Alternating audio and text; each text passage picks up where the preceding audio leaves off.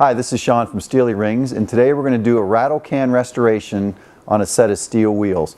These I picked up from the junkyard, but just like the ones that may be on your ride right now, they got a little bit of surface rust, they got a lot of dirt on them. So first thing we did, we took them to the spray wash, sprayed them off. We got the worst of the dirt off, both front and back.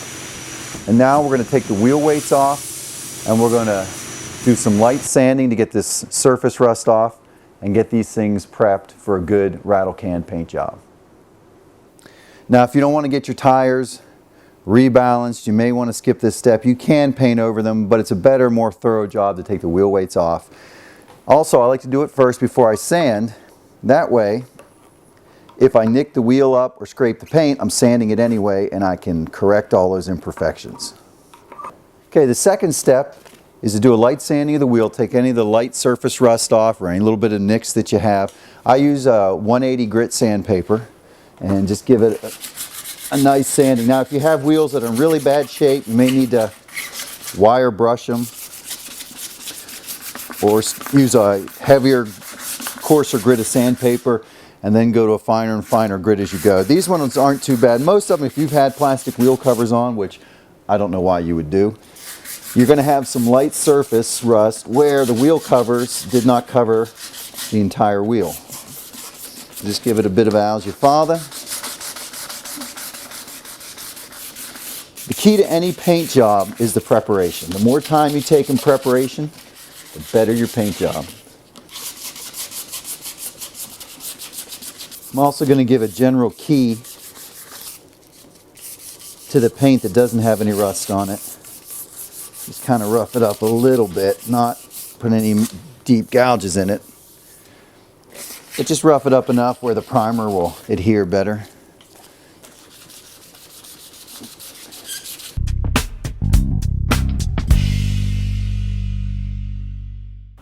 Sanding's done. I first started with 180 grit sandpaper and then went over it to just get some of the rough edges off with a 400 grit sandpaper. Now we get a nice smooth surface. Now I'm going to blow all the dust off, the sandpaper residue off. I'm going to use my air compressor, but if you don't have an air compressor, you can just use some canned air that you would use to clean your computer off and blow the loose dust off, and then we'll get it prepped for cleaning and primering.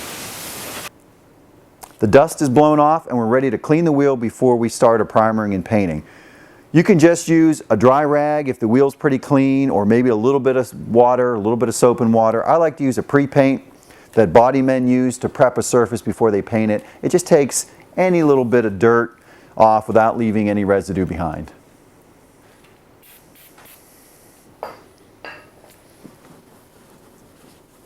Just get a good cleaning. This may seem like it's really involved just to paint a steel wheel, but total time that I've spent so far, really been about a half hour, 20 minutes.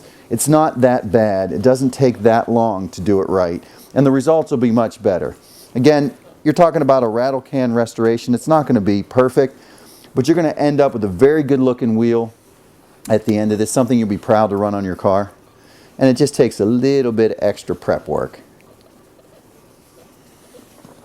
Here's a quick tip. If you're painting your wheels in the wintertime and it's cold in your garage, bring the paint in overnight, bring the wheels in to your house overnight, get them to room temperature. Because if you're trying to paint cold wheels with cold paint, it's going to splatter and run and you're going to get a terrible result.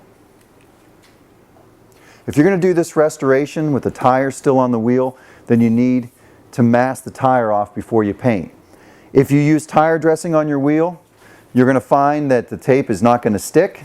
So what are you going to do? How are you going to protect your tire from that? Well, what you can do is you can let the air out of your tires, push down on the edge of the tire, and take cardboard and go all the way around the wheel, shoving cardboard between the rim and the tire all the way around. And that'll mask your tire off. And when you're done, you push down, pull the cardboard out, and refill your tire.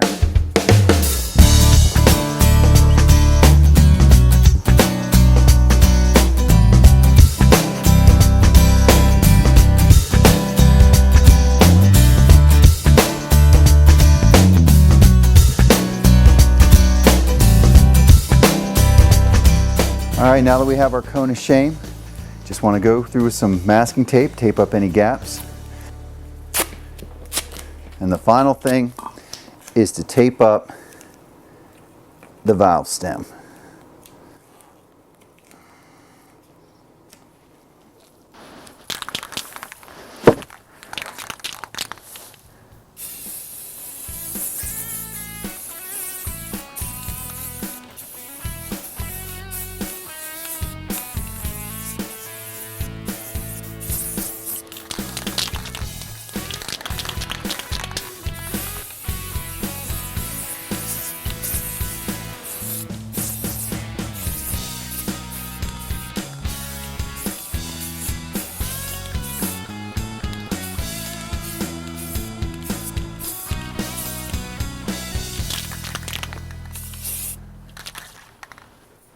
Final stage is the top coat. There's a lot of great products out there. Duplicolor makes a nice high performance wheel coating. You can use various types of enamels. I'm using a Rust-Oleum engine enamel today, a high heat engine enamel. It gives a nice durable finish. It looks good and it's easy to clean.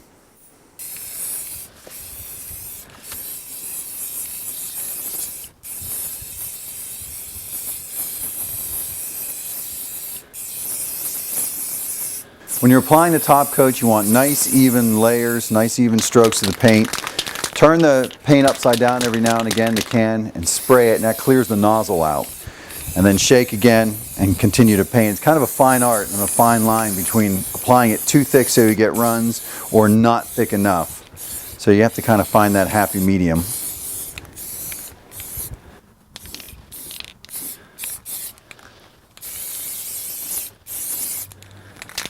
This is the final result. After a coat of primer and 3 coats of enamel, it's looking pretty good considering it was a junkyard rescue.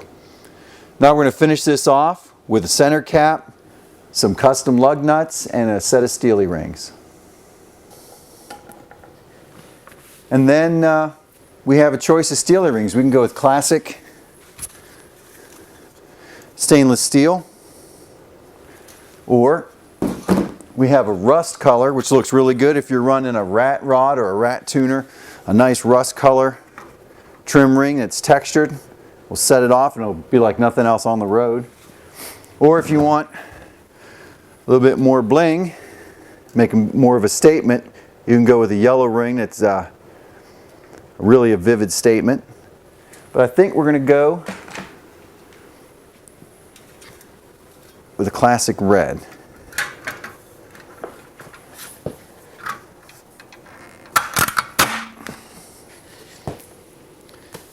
And that's it. $65 set of Steely rings, a couple bucks in paint, and you got a really good looking wheel, and it's much better than running a plastic hubcap, and it looks a lot tougher than a lot of those aluminum aftermarket wheels too. It's a side-by-side comparison of just a standard Steely and one that's been dressed up with some black lug nuts, a center cap, and a red Steely ring. And just those few additions really make all the difference.